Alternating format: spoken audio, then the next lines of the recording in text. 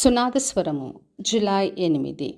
ప్రయాసపడి భారం మోసుకొనుచున్న సమస్త జనులారా, నా యుద్ధకు రండి, నేను మీకు విశ్రాంతి కలగచేతును.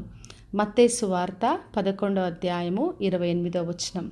ప్రతి ఒక్కరికి ఏదో ఒక భారము, ప్రయాసం ఉంటుంది.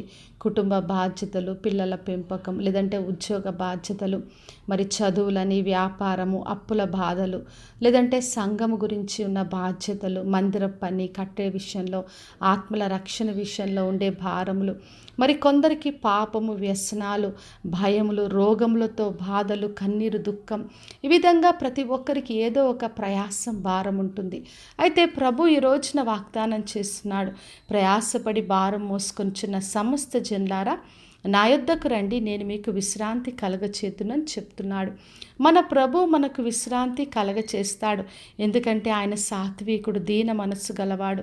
మనం ఆయన దగ్గర నేర్చుకున్నప్పుడు మన ప్రాణములకు విశ్రాంతి కలుగుతుంది. ఎందుకంటే ఆయన కాడి సులువు, ఆయన భారము తేలిక. కాబట్టి మనకున్న ప్రతి భారమును, ప్రయాసమును యేసుక్రీస్తు దగ్గర తీసుకొని వెళ్ళినప్పుడు ఆయన మనకు విశ్రాంతి కలగచేస్తాడు. మరి యెషయా గ్రంథం 9వ అధ్యాయం 6వ వచనం రాయబడి ఉంది, ఆయన భుజముల మీద రాజ్యభారం ఉంది అని. మరి యేసుక్రీస్తు భుజముల మీద రాజ్యభారం ఉంది. ప్రతి ఒక్కరి ప్రయాసాన్ని, భారమును ఆయన మోసుకొని వెళ్ళాడు.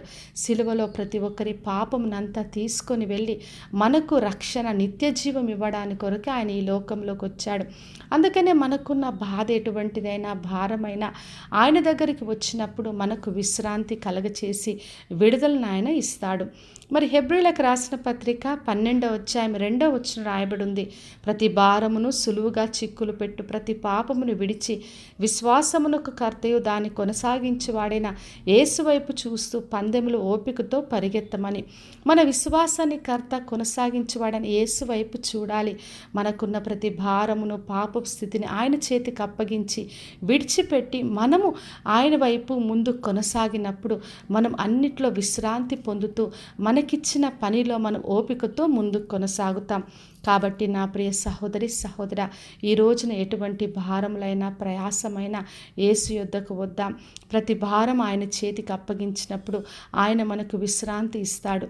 కాబట్టి విశ్వాసంతో ఆయనను ఆశ్రయించి ఆయన యొద్ద విశ్రాంతిని పొందుకుందాం. ప్రార్థన చేసుకుందాం. పరలోకమందున్న మా తండ్రి, మా దేవ, ఈరోజు ఇచ్చిన వాగ్దానం కొరకై వందనాలు. ప్రతి ఒక్కరిని దీవించి ఆశీర్వదించండి ప్రభువ. ప్రతి ఒక్కరి భారములను, ప్రయాసాలను తొలగించి విశ్రాంతిని కలగచేయమని యేసు నామములో అడిగి వేడుకొంచున్నాను తండ్రి, ఆమెన్. ఈ శుభవచనము వినిచున్న ప్రతి ఒక్కరి జీవితంలో నెరవేర్చబడును గాక. నేను మీ ప్రియ సహోదరి మంజులాచరణ్.